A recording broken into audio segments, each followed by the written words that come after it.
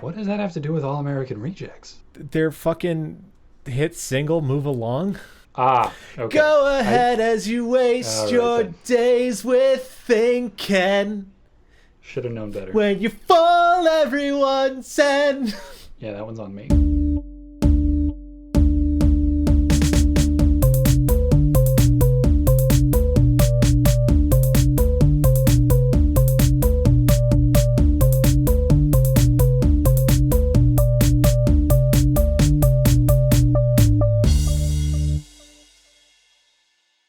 Hello and welcome to the Answers of Lemon, the smartest icebreakers from the dumbest dudes. Are you seeing friends from out of town? Do you want to entertain them at lunch or on a drive or at a cannabis shop or whatever y'all are doing? Then make them laugh and make them chat with some weird questions from your god of odd, Connor. Say goodbye to the awkward silence. You can interrupt any moment.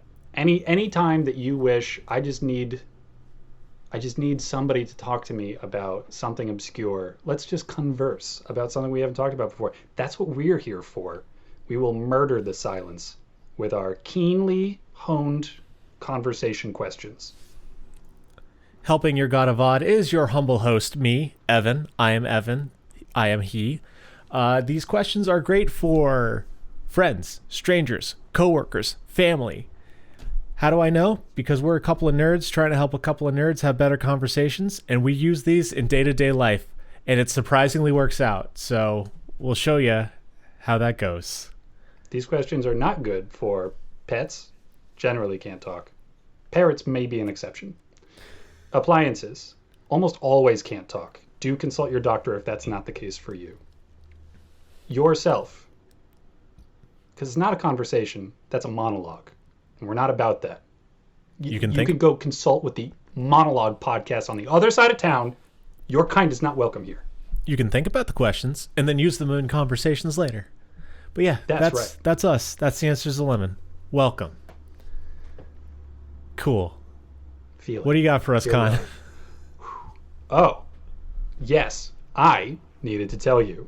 Yes. It's a very special week in the good city of Portland. Please, regale. It's hot dog week. I love a hot dog, man.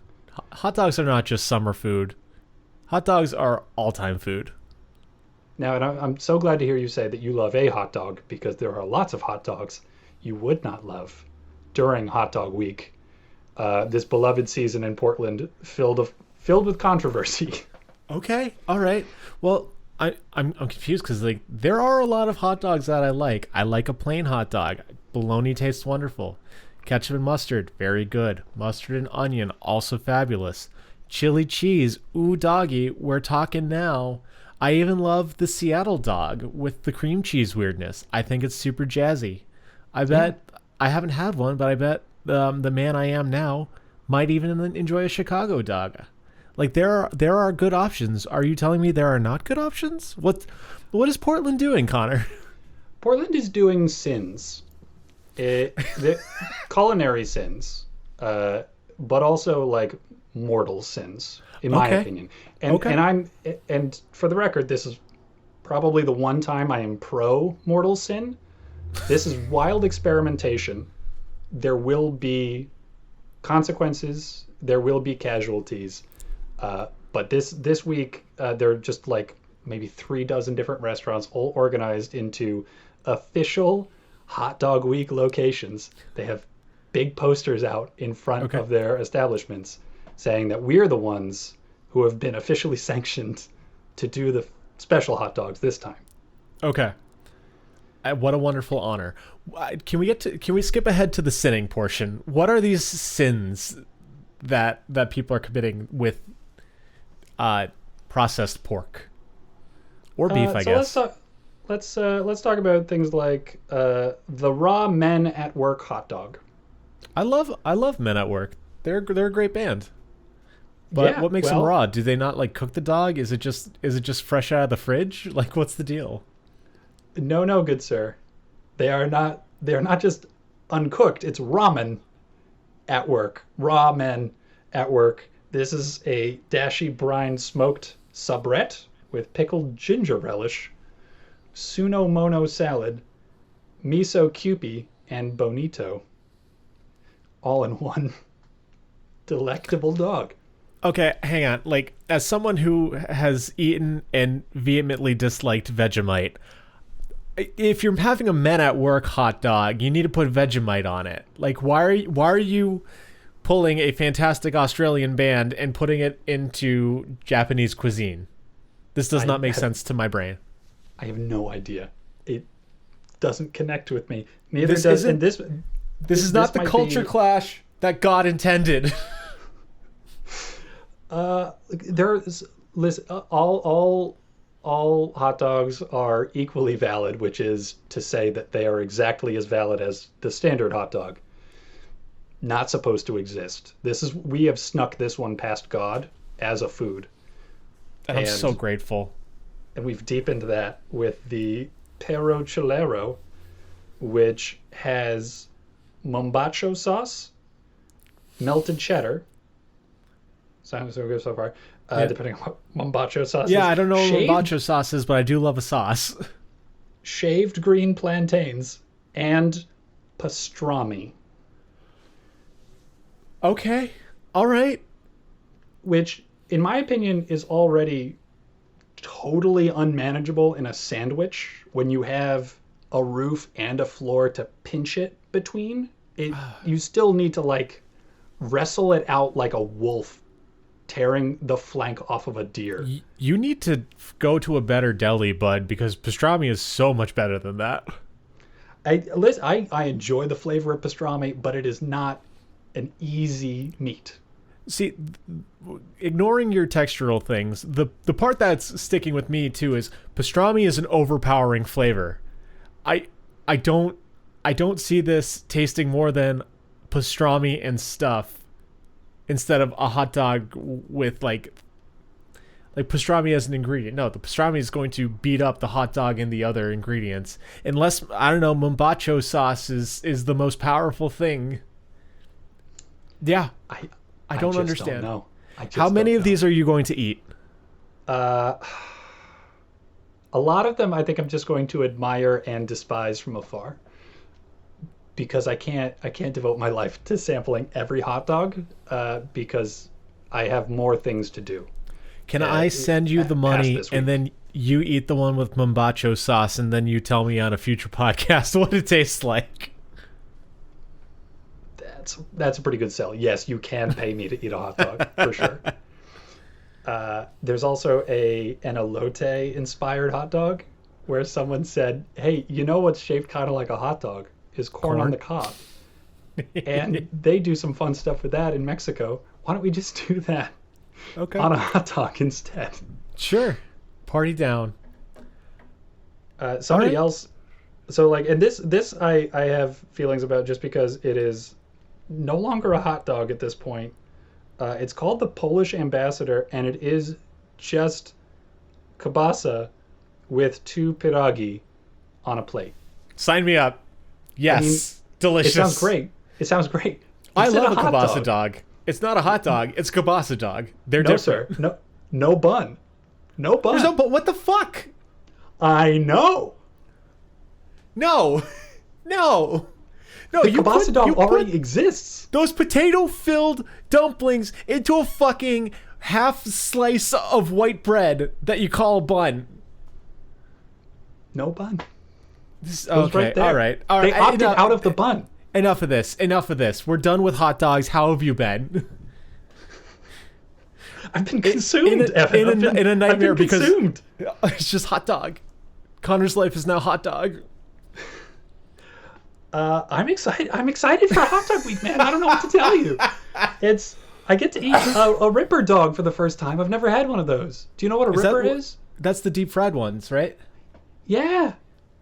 Yeah, they call them a Ripper because you fry them until the skin rips apart. Yeah, I watched that on Travel Channel. Yeah, and someone's doing that for Hot Dog Week. Let me know how it is. I want your full Hot Dog Week report. I want to know. Because, all right. I'm with you as angry about most of these dogs, but I also want to shove so many of them in my face. I will update you on how Hot Dog Week turns out, assuming I survive. Thank you. That's my only goal for Hot Dog Week, is not to die in the midst of it. I don't need to eat something that's good. I don't need to. I don't need to eat a certain amount of things. I just need to get out with my life. I don't even need to enjoy it. No, because no matter what, it's going to be an experience. And I want to be able to tell people about it afterwards instead of just dying gloriously in the middle of it. All right. I'm just so proud of this city. It's just it's living up to the challenge with all of the horror and creativity that I wanted it to. Yeah. Yeah. How have you been? I'm gonna say I broke even. Okay. That's how I've been. I broke even, and that's all I can take from it. Keeping it really, really short. Our car died. No kaputs, not worth it. My mom got a new car, and she's like, "Hey, do you want my old car?" So it's like, all right, I'll take it. I'm even Steven, baby. I'm suspecting sabotage. This is lining up a little too perfectly. Did you somehow make your mom buy a new car? No. So that she could shed her old car like a hermit crab? Unless I know how to astral project in my sleep, which, who knows, maybe subconscious Evan does. I wish he'd teach conscious Evan how to do it. That would be really useful. Yeah, and if you could start doing it on purpose, even better. Yeah. Honestly, I would mostly just take it to go fight ghosts. I don't think I actually want to like interact with people. I do enough of that during the day, so if I could astral project in my sleep, it's like, all right, superhero time, baby. I would so appreciate that, because the ghosts have been giving a lot more than they've been taking in terms of damage lately, and someone's got to stand up to them. We need a hero. And you're squandering your talents in making your mom buy a car just getting so cars. You can pick up her leavings, her sloppy car seconds. Encourage consumption. I don't know. I don't freaking know, man. All I do know is that all I have and want in me is to talk some weird questions. You cool if we just get right into it, bud? Let's question. Let's find out what the first question of the night is, and it's still rolling, and it's off the table, and it's number 20. There it goes. Number 20. Before you get into it, I was hoping for kind of a meatball on top of spaghetti situation where you would have to chase the question across town and then come report back with what the number was after a number of hijinks. Meatball across spaghetti? On top of spaghetti, all covered in cheese. Did you? Oh, I'm sorry. I forgot. You didn't have a childhood. No, I didn't. Are you not familiar with this song? No. You know what I listened to as a kid? Polka music. You know what I've been listening to a lot lately? Polka music. It's still great. Maybe you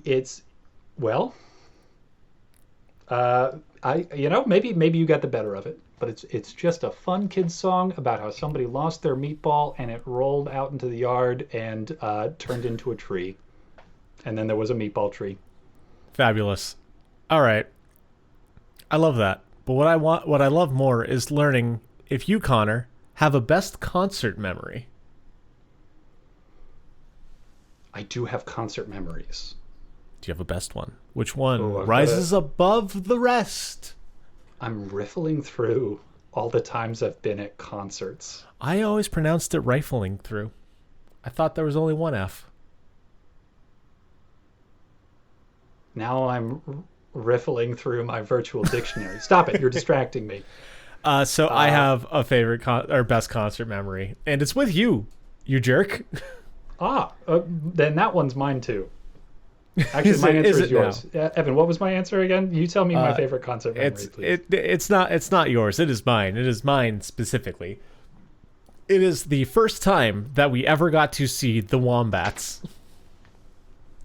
It was at Paradise Rock Club in Boston, like back when we were in college. I remember you were in Massachusetts for some reason. You might have been on break at the time.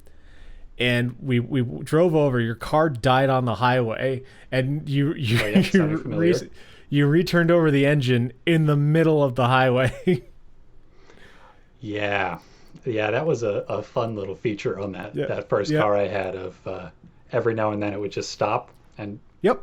it, It did it again on we the way home too. So like, you were and you then were we an drove old it fucking again. pro. And then we drove it again after that. Oh, Good God. yeah. We Not didn't the know the meaning of death. not the wisest. But yeah, it was the first time that we got to see the Wombats, and it was when This Modern Glitch was their most recent record. And I remember they opened with Our Perfect Disease. And that was just the great way to get the crowd just like slowly building up until the fucking break, and then everyone starts dancing to the pop music. Oh, it's so good. But like the whole concert was great because like Murph was so like deep in the throes of depression. He did not say a word the whole show. Dan, the drummer, was actually the one being the front man for the show, telling all the stories and like making all the laughs. And I remember the last song that they played, the encore, the opener came out in full costume because it was a Halloween show. And they started just having like a guitar battle, and they like started pushing, like kicking at each other while they were like playing the solos and stuff. Yep. And then they played all the music while each one of the Wombats just went and crowd surfed for the rest of the song. And I remember that I was able to help hold up every single one of them. And that was pretty awesome. Correct me if I'm wrong. They came out in Teenage Mutant Ninja Turtle costumes? They might have. I thought it was Robin the Boy Wonder, but it was definitely some form of superhero thing. I wouldn't. Excellent. We might have definitely had some turtles, some heroes in a half shell shredding up on that stage. Who's the shredder now, dude?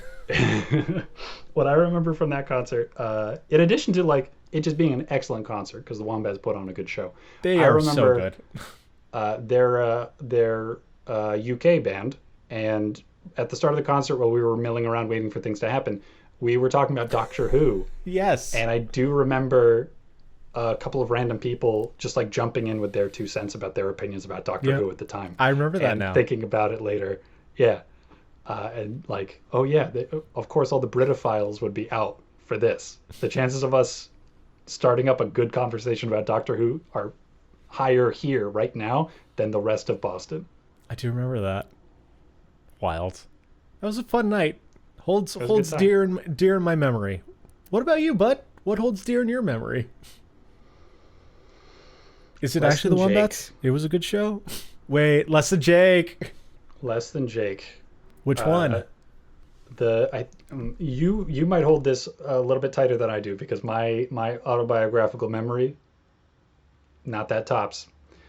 But what I remember, I think that was the first time I ever skanked, which for those not in the know is a really excellent form of dance that is very specific to ska music. It's like skipping and kicking at the same time. Yeah, and it's not worth trying to explain. Look it up. It's great. You'll learn it in an afternoon on YouTube like I did when I was 12. Well, because what I remember is, I think, Evan, you tried to explain it to me, and I didn't really know what the hell you were talking about because I didn't make you dance for me. Yeah. But when we went to see Less Than Jake, I recognized it immediately. And I learned it just as quick. Yeah. It just isn't that complicated. Once you get the basic rhythm, you can do whatever you feel like, and you don't need to worry about looking ridiculous, which is usually my biggest concern when it comes to dancing, because it's kind of ridiculous inherently, and because you don't need to make eye contact with anybody, because you also do tend to face the floor while you're doing it. Gotta look at them feet, and also like you don't have to worry about your arms because they're just like moving like you're jogging, so they're naturally doing the thing. It's got all the work done for you.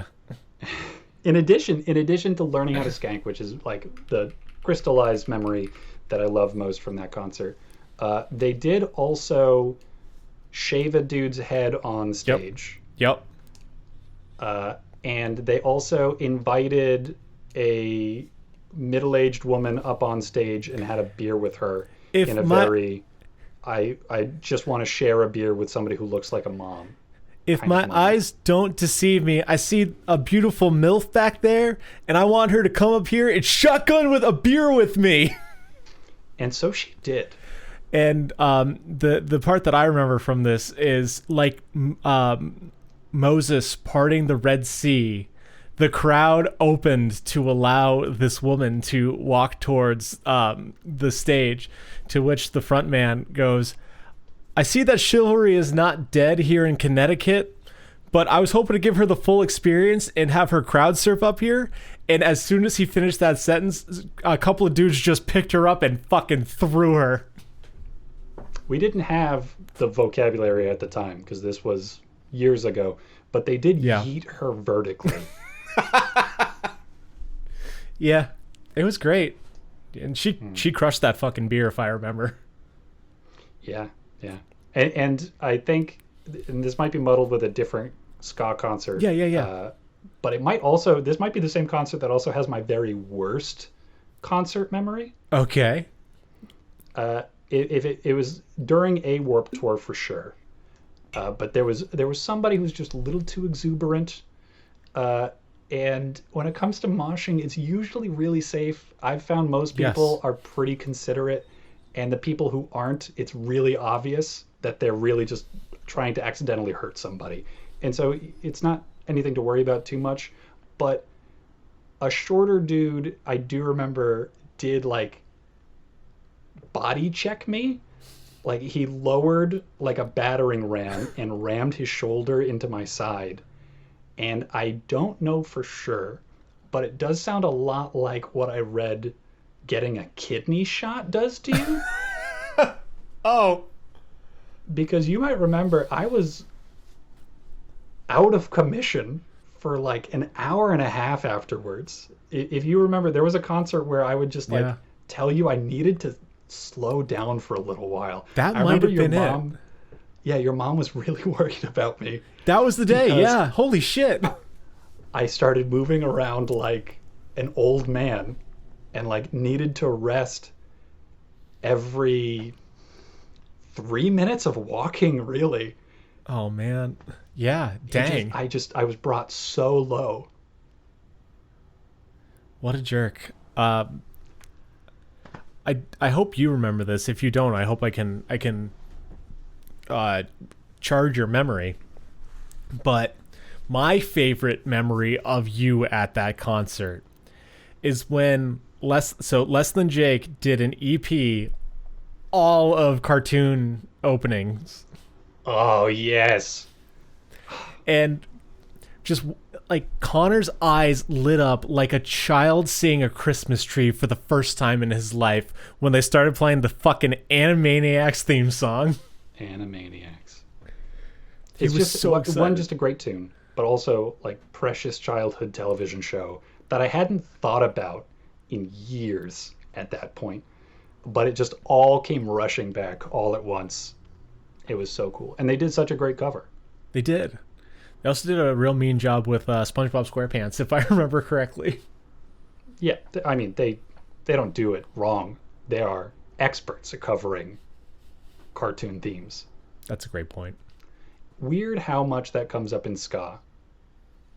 With a Jabberjaw, right? I don't know if I think I would grade Pain as a ska light. There's kind of band. Ska adjacent. They're not ska, but like that one EP is the ska-iest of Pain. Mm. And God, I love Pain. They're so good. Then there's Ska2 Network, who's, as far as I can tell, their entire career is just covering songs with ska, and probably started on cartoons. Yeah, and do a great job. Yeah, it's very solid. I have the Undertale Ska2 Network record. I think they use they them pronouns. Cool. I don't follow up with them, so. Yeah, well, now you're wiser. Appreciate it. Shall we move along? Yeah. it's taking everything in my body not to start singing the All-American Rejects. Instead, I'm going to ask you a question, and it is thus. If you could have a dog-sized dinosaur as a pet, what would it be? What does that have to do with All-American Rejects? Their fucking hit single, Move Along. Ah, okay. Go ahead as you waste your days with thinking. Should have known better. When you fall, everyone said. Yeah, that one's on me. Yeah. Dinosaur pet. Dog size. Go. I thought dinosaur pet was the All-American Rejects thing. No, moving along. Man, remember in the early aughts when like people sung songs about dinosaurs a lot? No. Yeah. Kesha. No, but I wish I did. Amy Can Fly with 2 Ys. If someone could deliver those memories in pill form to me, I think I would be a happier person if I could just stop and remember those. Just go listen to Animal by Kesha, and you will be transported back to that time period, and it will be great. Okay. Well, I do want to say I want an Ankylosaurus, but I think that's a really bad idea. Why? I don't... Probably... Okay. Is that the one with the mace for a tail? That's correct. That's the one with a mace for a tail. And that would maybe be the worst answer. Because if it's a dog-sized creature, I'm just going to assume it also has dog-like tendencies. Right. Which means a lot of tail wagging, which would destroy your entire house. Yeah. So as much as I love them, and they are by far my favorite dinosaur, because we just don't have any club-tailed animals anymore. What happened? Why did nature give up on that brilliant, brilliant weapon? I don't know. You need to go ask God himself. Astral project. I'll fight ghosts, you fight God. New episodes Saturdays at 10. I'm gonna suspend my God fight to talk about how I'm gonna get one of the long neck dinosaurs. Ooh, Brontosaurus, Charlotte Brontosaurus. Perfect. Yeah, I don't want a full Dino-sized dinosaur pet because that Dino's too big and that causes problems. Like Fred Flintstone's dog dinosaur? Yeah. I don't actually know how big that thing is. Keep talking. Big, dude. And it's a constant source of consternation. There's just no end of this dinosaur is just too big. And boy howdy, does he lick everybody's face. Yeah, that is oh god, what's the word? Mastiff. That is a mastiff-sized dinosaur. So I could live without that, but a good medium-sized long-necked dinosaur, I just one of my favorite things about petting cats is the lean in and like the pass by of like I'm just gonna walk by you and I'm gonna pet myself with your body and going down the long neck and down the spine and the tail I just think would be really satisfying. I think another benefit for you with the long necked dinosaur like a cat is when they stretch real long trying to get them pets from you, so that head's just gonna rise like an elevator. Yeah, and the like putting your chin up on the stretch, like with a long neck like that, they could turn into like a question mark. Oh my gosh, for that kind of stretch. You know when pets get all like, "Oh, I'm tired and I love you," and then they rest their like neck and head on you and go, but like so much neck, like your whole lap is taken up. That neck is curled up on you. That's love, baby. Yeah. Yeah. What? That's my new dino dog. I'm going. What's what their are name? you thinking? You got What's their name? You got a dinosaur? What's your dog dino's name? It's really personality dependent, but I'm going to go ahead. I'm gonna shape the personality with the name. Let's go with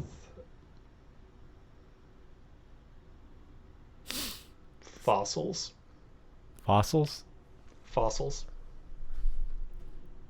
Fossils, the dinosaur dog. I don't know why, but I feel like they're nearsighted. This is a very clumsy dinosaur. Yeah, sure. I'm really getting that constantly endangering its life.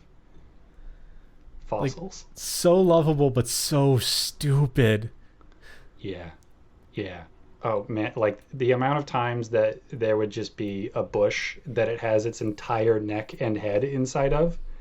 And yep. I don't know what's in there. Probably a squirrel that's not happy about this reversal of evolution. Please get out of there, fossils.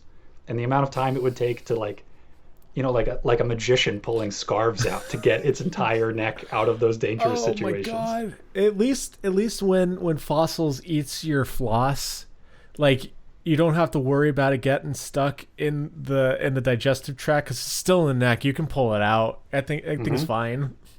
Yeah, like a U-bend in a sink. There's just like a certain catch halfway. There's just so much going on. Oh man, I love fossils. Fossils is such a good dino dog. Can you just see, like, sitting at a table and it's dinner time, and then there's just the head. Just like a periscope rising out of the water to see what is for snacks. Incredibly cute, incredibly sweet. I'm gonna go. All right. Let's start with. I'm gonna name them sea green, and they are going to be a triceratops. Very strong. I think, yeah, probably the doggiest dinosaur that I can think of off the top of my head. Yeah, there's just something about the four legs, like, sturdy build. Yep. Feels prime for a dog. So triceratops are probably my favorite dinosaur. I really like, I mean, the three horns are very fun. Yeah. It's hard to beat, but I also think the frill carapace thing at the head is also just like, it's a very pleasing shape. And yeah, same kind of thing, like very stocky, sturdy, like it kind of feels like Pitbull-y, where it's like big, solid, lazy. Cinder block head. Yep. Yeah. So like I know I can't do it with your dogs, but I like giving pets a big ol' smack on the belly when I'm petting them as like I love you. And I feel like a triceratops would be really, really solid for that and have good, like, surface area for them cuddles, because I like resting my arm on the animal when I'm sitting next to it.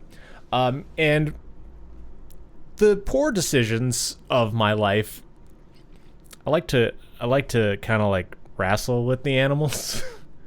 And Triceratops is definitely a sturdier breed.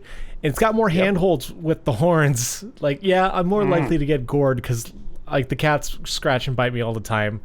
I'm gonna get got by the beak and the horns, but like, it's more stuff to grab onto when I'm fucking with them and having a good time. And, you know, I think Triceratops would be the best to get the both worlds of cuddle and play out of. Well, there's definitely going to be a trimming process, right? For the, like, you can't just have a dinosaur with three sharp horns running around. That I imagine sea green, like, scampering away when you get the nail file out. Yeah. You know, of like, come on, they're getting just too pokey. You're starting to put holes into things, and just the like mild protest. Yeah, that's totally right. Yeah, because I feel like we tried like silicone caps at first, like baby bumpers for like corners of tables and stuff. But I feel like Sea Green's going to be smart enough to rub that off on the ground or something, so they can get their horns back out. So yeah, it'll definitely be a trimming process, quite like the cat's claws, or the dog's claws, or any animals with claws. The claws. And why sea green? Felt right. Same thing with any other answers in this podcast. It felt right in the moment. That's who I am. That's who I am right now. Okay.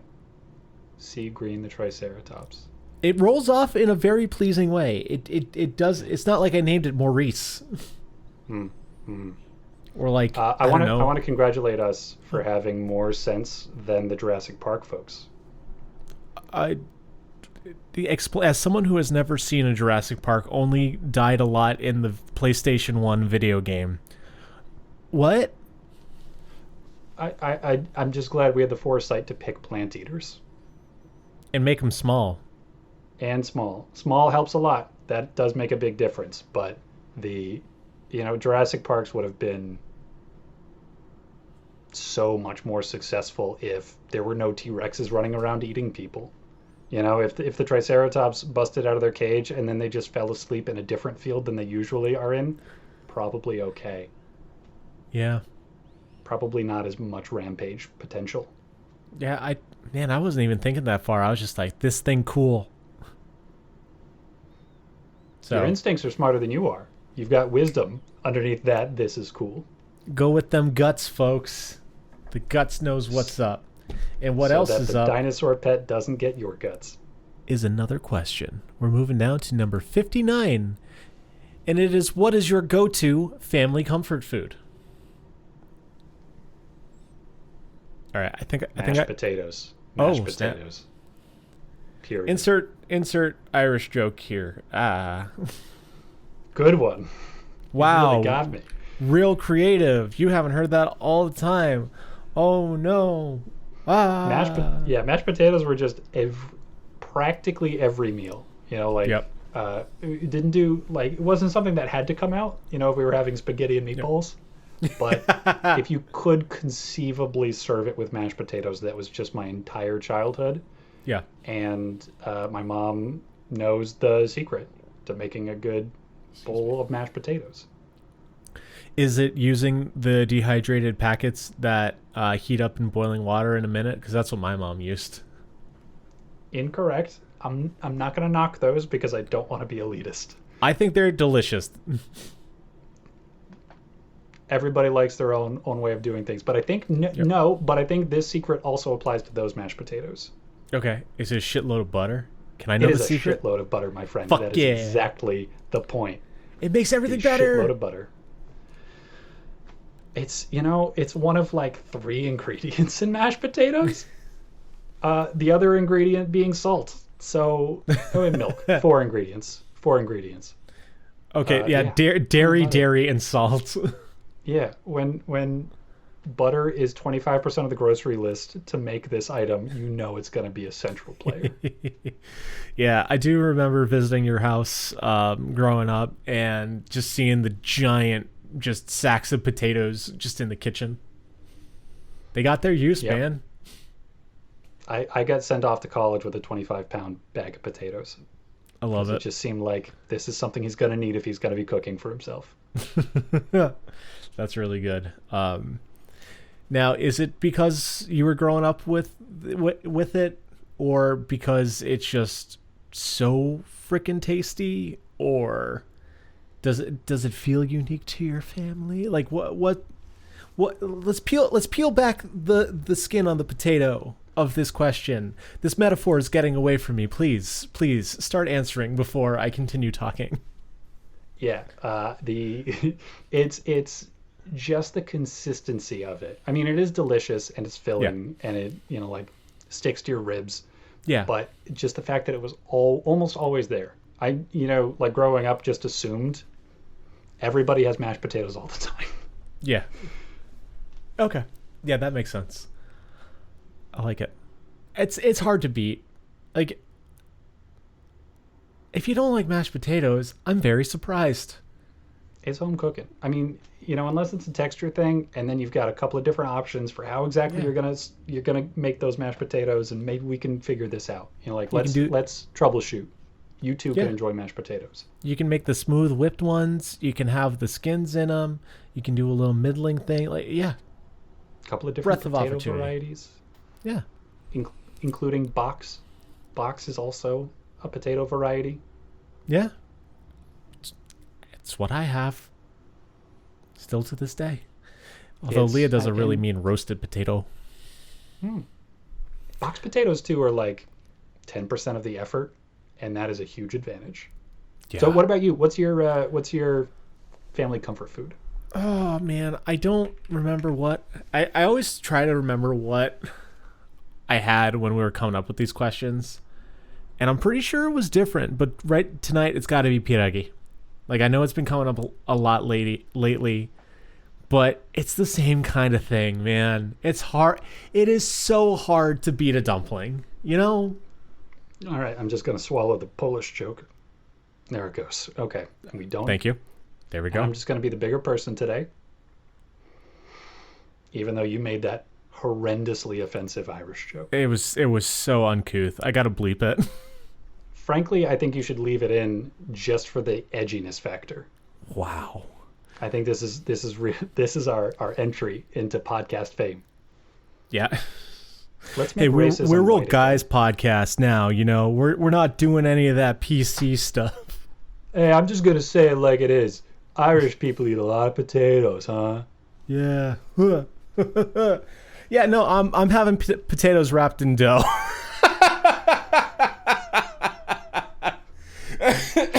Ooh. Covered in a shitload of butter. Wow. Delicious. Yeah. And so sophisticated.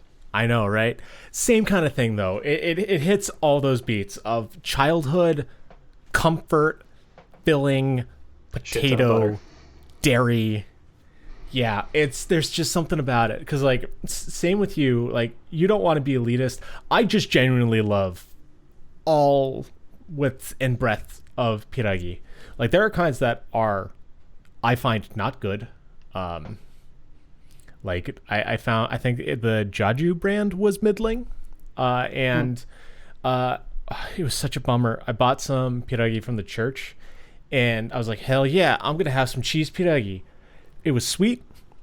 I'm a savory boy, and I didn't know that they made sweet cheese pierogi, so I was like, this is trash. Not for me. Well, yeah, I mean, you could have your preferences, but Yeah.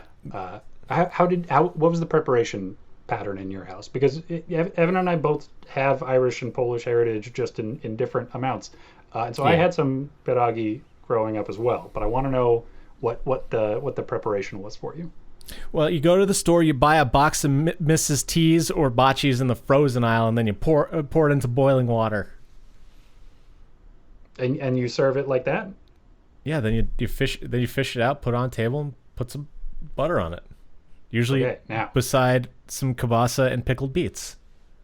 There was no boiling in my household, even when you got them frozen. They were all fried right into the pan with hot butter. I never had fried pierogi until I was in college. I'm Polish. My family comes from a Polish background. My bocce makes pierogi every Christmas, which is the other spectrum of pierogi that I absolutely love. It's so freaking good. But yeah, I didn't know that frying was a thing. Like, we always boiled it. It was always boiled. Like, even the stuff that we made at bocce's, it was only fried, like, to set, like, the gelatin on the dough so it could store better. Yeah, no, it was always boiled. As a grown man, now we tend to fry them. Like the stuff we... Results definitely vary. It does make a difference, but not necessarily in a good way.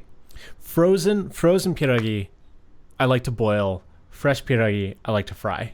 Like homemade pierogi, I think should be fried.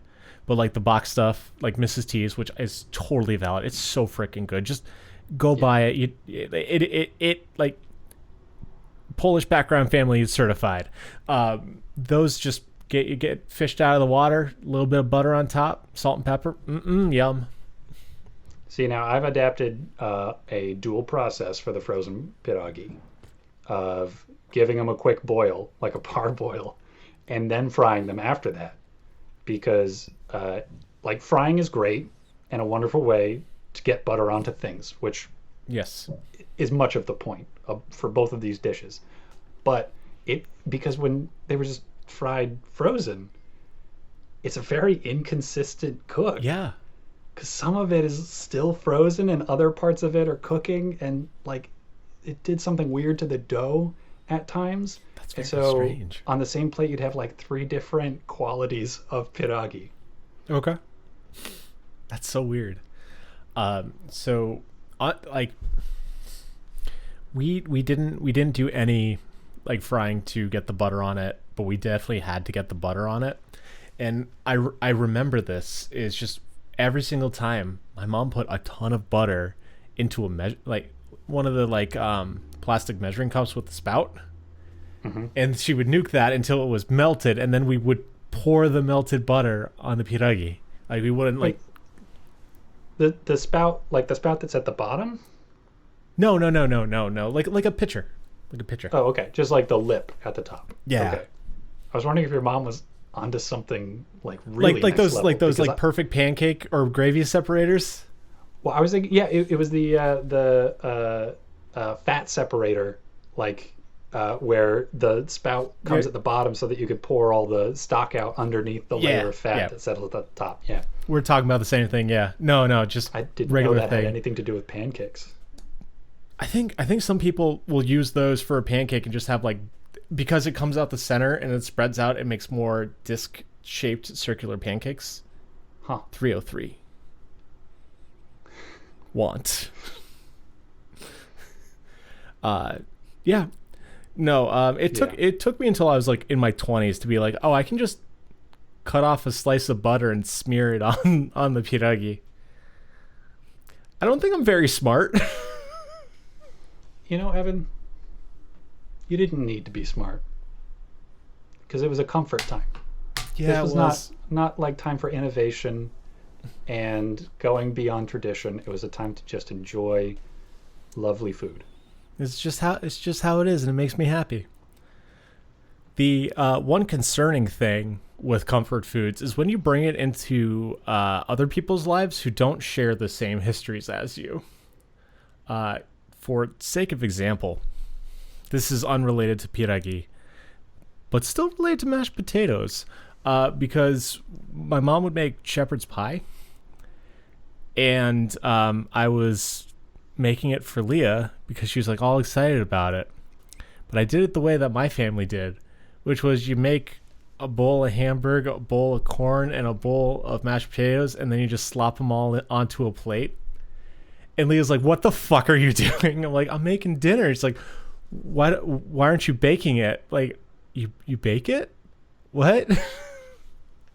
For years, I was an adult. I moved out of my parents' home. I was a grown adult in a committed relationship. You know, man, I don't think it's improved in the baking all that much. It gives the potatoes a weird, like, film on top.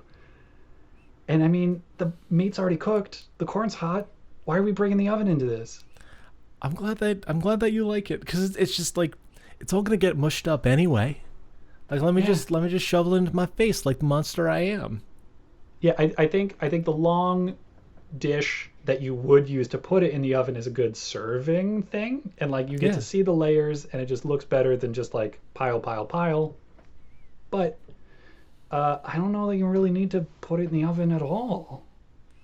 And like this way, when you're serving a la carte, you can be like, oh, I want a little bit more meat today. Ooh. It was how much gravy was involved? Because my family had like a comparatively dry shepherd's pie, I think, to what a lot of people are used to. The meat. It was like the meat had a sauce, like you know, like sauced wings amount of gravy for the hamburg, like mostly sticking to the meat itself. A little bit of something thinner, like for the mix-ins, but like not, like it's not wet. Yeah, no, it's not wet. Yeah, that's one of those dishes that really varies depending on where you're coming from. I think some people have like a much heartier like meat and onions and like some other vegetable and more like a gravy that's sitting get on some the bottom. like not corn. Get some carrots and like celery in that business. Yeah, more like stew, and then you put mashed potatoes on top of it. I don't even know that corn is always involved. I have no idea. I just know that it was an easy dinner because my mom came home from work late all the time. Was like, well, now I need to feed 3 hungry children. My dad was one of the children. So it's like, okay, nuke a can of corn, boil a pot of water for some mashed potatoes, and fry up some hamburg. Done. I think she also used like the Heinz like glass jar of gravy. Awesome. Not fucking around. It's, man, fucking, it's not like chefy or restaurant quality, but fuck me if it's not good. It was hot dogs and beans in my household, which is just a can of beans, just some cut up hot dogs. Dude, I can't, as an adult, I can't fucking do boiled hot dogs anymore. I had too many of that as a kid. So, anyway, let's move on to our fourth and final question. I can't believe it's the end of the night already. And we are in for it, Connor. We need to brace ourselves and understand that the newer versions of us are also still thinking of questions, because we have number 97. Okay, so consider my loins girded. I'm ready. What do you like about frogs? A heavy night, I think. I think we had a lot of animal questions. Yeah, let's yeah, we really kind of cut into our postmodern phase of questions to introduce the podcast around then. Okay. To be fair, like, my answer is a lot. I like a lot of things about a lot of frogs. Okay, let me start, because I think you've got more to say about frogs than I do, but I do like frogs. Yeah, who doesn't like frogs? Is it two listeners, do you like frogs? Let us know. I don't know how you'll let us know, but figure it out. Let us know. Calls to action. I think their faces just make them look like they're hoping nobody asks them about the obvious question. Like they showed up somewhere and they know that there's like they're out of place, and they're just hoping nobody asks. Like somebody who walks into a party and they just have like a blood stain on their shirt, and they're just like, I just don't want to have to talk about it. Can everybody just please not notice me? That's the expression I read on the average frog's face. I am sitting outside at the principal's office because my shitty son got into trouble yet again. Yeah. The frogs' faces are very old man tired. Even the little cute, like, poisonous ones, they're still like, yeah, I'm tired. I just got big eyes. It's those big round eyes. Very solid. And I just love how they refuse to compromise on the amphibious lifestyle, despite all the obvious drawbacks of breathing through your skin only when it's wet. Nobody thought that was a good idea, except for the frogs, and they stuck with it, and they evolved that way. And they can do water and land, but not either of them without the other. I can sit in the sun for hours on end. Oh, I'm a little dry. Gotta get wet. I love it. Great. Now I'm in the water. I get to do some swimming. Oh, yeah. Starting to run a little low on oxygen. All right, gotta get out of the water. Just living life in between. It's not. I don't think they're in between. I think they're just getting the best of both worlds. And that's exactly what a frog would say. I just, it's like when I go to the beach, I make sure to get equal sand and salt time. Like, I want to go take that dip in that ocean, get all nice and cool, but then I want to go soak in the sun and fall asleep. And I don't breathe through my skin. Yeah. You don't even need to breathe through your skin to enjoy that. Have you? Yeah. Yeah. How'd it work out? It felt like holding my breath.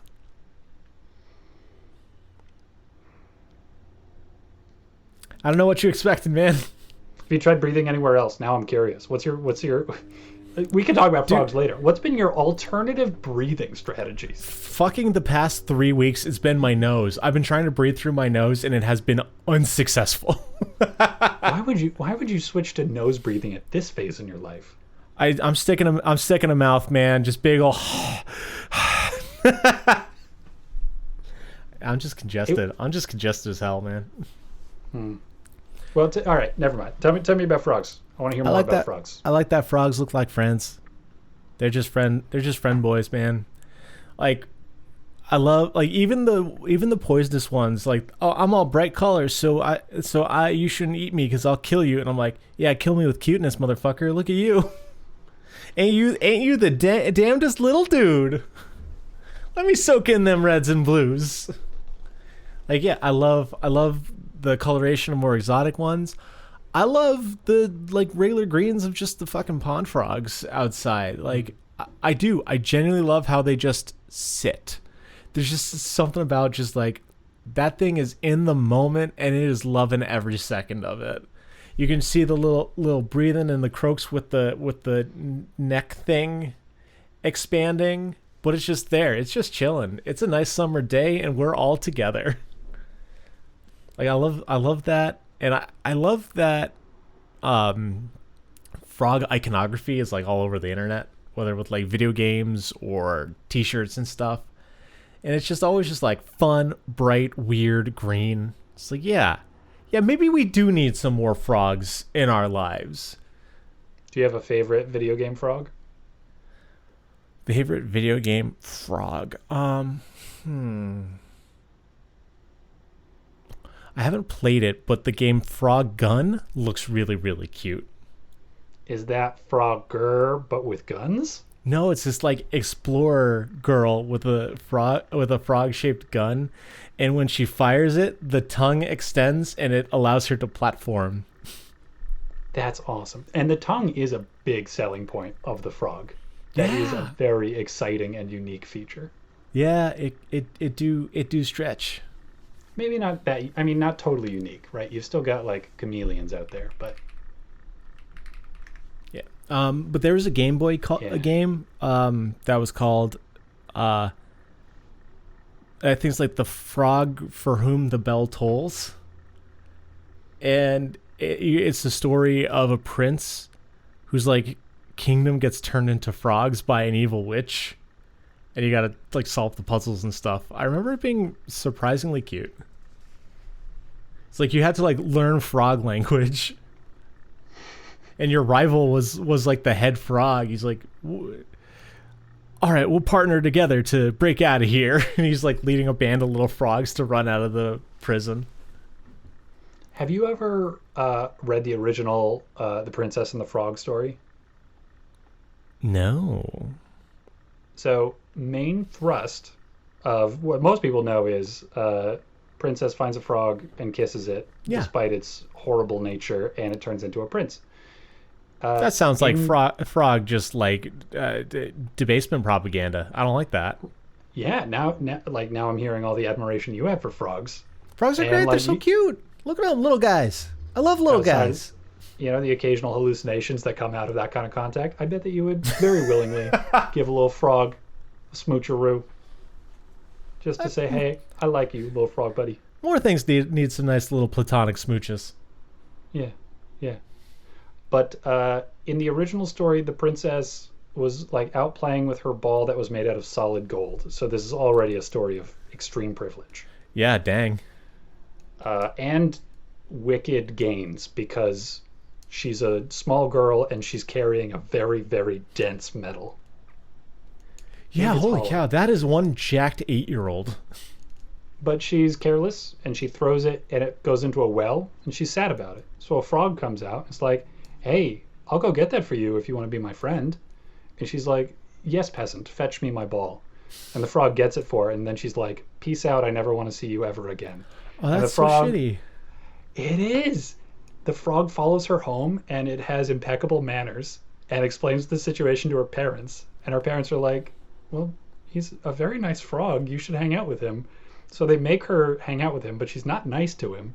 Oh. And I think eventually the kiss is involved, and then he turns into a prince, and it turns out like now she's twice as wealthy as she was in the first place, and he willingly marries her despite how awful she's been to him. Oh my god, dude, self-respect, my guy. Yeah, it's one of the weirder fairy tales, because you're like, why would she be rewarded at the end? Aren't they supposed to teach you a lesson? Yeah. But it doesn't teach you a lesson. It just teaches you, hey, listen, kids, you're probably pretty shitty sometimes too, but things work out anyways. Another answer to my favorite video game frog is Frog from Chrono Trigger. Tell me about Frog and Chrono Trigger. Okay, so Chrono Trigger is a Super Nintendo Entertainment System game.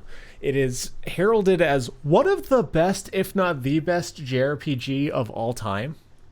Huh. It's very good. I played it a lot later in life. I think I beat it 2 years ago. If it was not, like 2 years ago. Did you go after it just for the frog content? No, I went after it just because I knew Chrono Trigger was supposed to be like really good. So it's the story of this boy named Chrono. It's Akira Toriyama's work, so he looks exactly like Gohan. And he has a trigger, I bet. No. So I've been led astray. And his friends get thrust back in time, and that starts a chain reaction where they need to travel through the future and past and present to save the world from Lavos. If I got sent back in time with my friend Chrono, I would never stop being suspicious of him. That would just, you could not convince me that he didn't make that happen. Oh no, it was his friend Luca who made a time machine. Yeah. But either way, one of the characters that you meet is in the Middle Ages, and his name is Frog. He was a knight that got cursed to look like a frog. He's like, you do not need to, like, my name, I guess you can call me Frog from now on.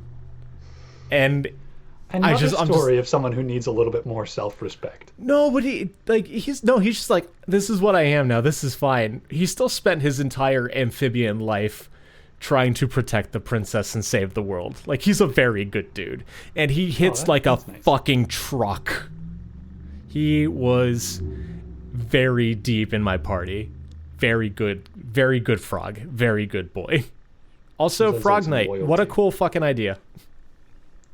Frog Knight. Why does that sound so familiar? Now, I've got a favorite frog in a video game. You get to play as the Frog Knight in the Plus game afterwards, I think. The Plus game? What are you talking about? Like when you finish the New game Game and then Plus? you get to restart it. I don't know. What New is Game this? Plus. I don't know. My mind is not gonna yield this knowledge to me. That's too bad.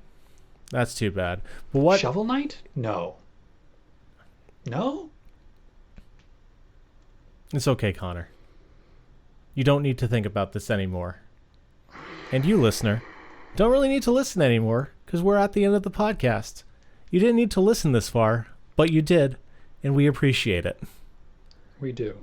And we also appreciate that you're going to let me Google Frog Knight Game Plus so that I can have catharsis. So while Connor's doing that, you can get your questions asked and answered, or just send any comments to us by sending an email at theanswersalemon@gmail.com. I'm not going to plug in Connor because he has a very focused face right now. Instead, I will repeat that. The answer's a lemon. No, it's not. It's lemonanswers@gmail.com. This is why I need Connor. Lemonanswers@gmail.com. If you want to hit us up on social media and just see our jokes and answer our questions there, you can find us at The Answer Is a Lemon. Once again, that's The Answer Is a Lemon. We're on TikTok and YouTube and BlueSky and Instagram. And that's all that jazz. If you want to help us out, you can rate us. Please do positively, if you wouldn't mind, on whatever app you're listening to this podcast from. But otherwise, hope you're well.